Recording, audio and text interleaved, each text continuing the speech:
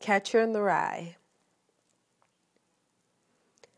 His door was open, but I sort of knocked on it anyways, just to be polite and all. I could see where he was sitting. He was sitting in a big leather chair, all wrapped up in that blanket I just told you about.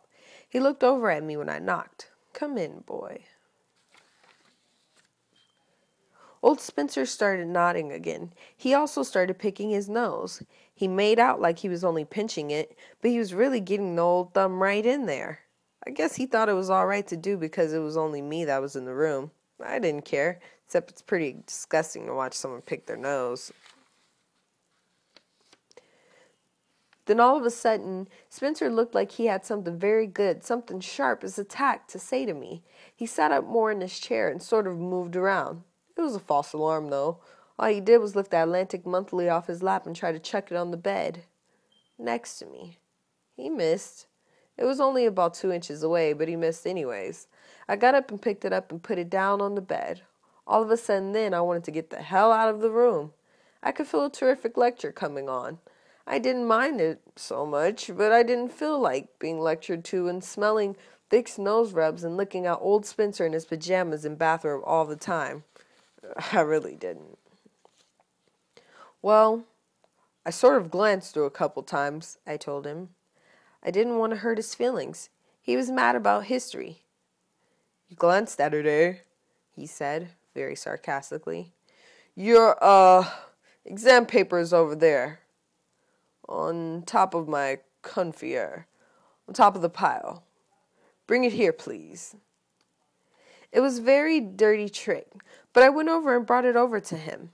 I didn't have any alternative or anything. Then I sat down on his cement bed again. Boy, you can't imagine how sorry I was about getting that I'd stop by to say goodbye to him.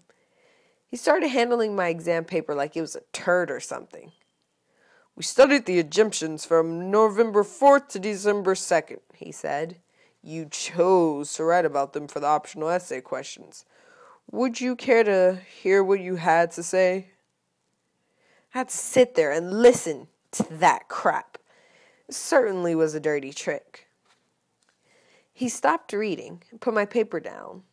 I was beginning to sort of hate him. "Your essay, shall we say, ends here," he said in his very sarcastic voice. You wouldn't think such an old guy would be so sarcastic and all. "However, you dropped me a little note at the bottom of the page," he said. "I know I did," I said. I said it very fast because I wanted to stop him before he started reading that out loud. But you couldn't stop him. He was hot as a firecracker. He put my goddamn paper down and then looked at me like he'd just beaten the hell out of me in ping pong or something. I don't think I'll ever forgive him for reading me that out loud. I wouldn't read it out loud if he'd written it. I really wouldn't.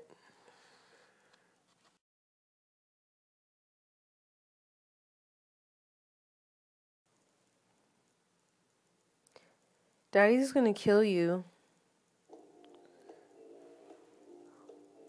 Old Phoebe turned the radio on. This dance music was coming out. She turned it on low, though, so the maid wouldn't hear it. She sat smack in the middle of the bed outside the covers with her legs folded like one of those yogi guys.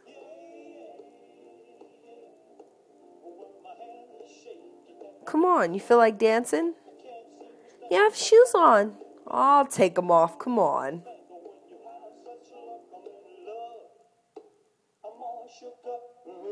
We danced about 4 numbers. Then I turned off the radio.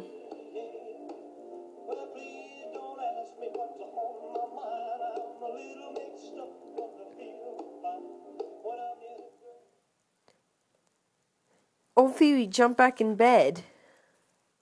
"Shh." Then I grabbed my shoes and I got in the closet and shut the door. "Phoebe, have you been smoking a cigarette in here? Tell me the truth, please, young lady.